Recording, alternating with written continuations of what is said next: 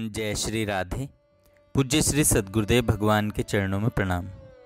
पूज्य श्री भाई जी कहते हैं, भगवत प्राप्ति ही जीवन का एकमात्र उद्देश्य है।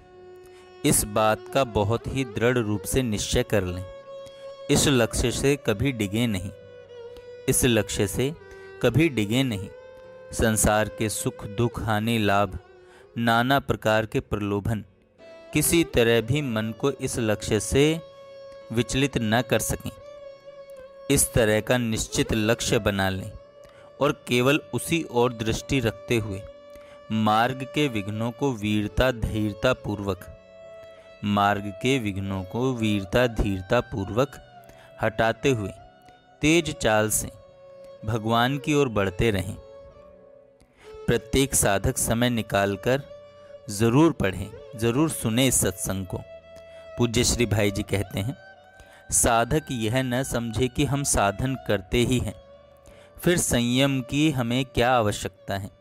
उन्हें याद रखना चाहिए कि जब तक भगवत प्राप्ति नहीं होती तब तक हमारे अंदर रहने वाले अज्ञान जनित दोषों और विकारों का सर्वथा नाश नहीं होता। वे संयम सत्संग और साधना के कारण छिपते हैं, दबते हैं और क्षीण बल होते हैं। यदि संयम युक्त सत्संग और साधना चलती रहे तो क्षीण होते होते वे भगवत प्राप्ति होने के साथ ही नष्ट हो जाते हैं।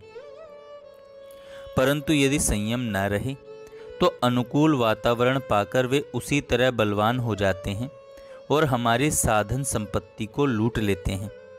जैसे घर के भीतर छिपे हुए डाकू बाहर डाकुओं का दल देखकर बलवान हो जाते हैं, उनका साहस बढ़ जाता है और वे हमला करने की तैयारी करने लगते हैं। और यदि दोनों ओर से आक्रमण होता है तो गृहस्थ को प्रायः लुटना ही पड़ता है। इस प्रकार बाहर के दोषों का सहारा पाने से अंदर के दोष बढ़कर हमारी सारी साधना को नष्ट कर देते हैं।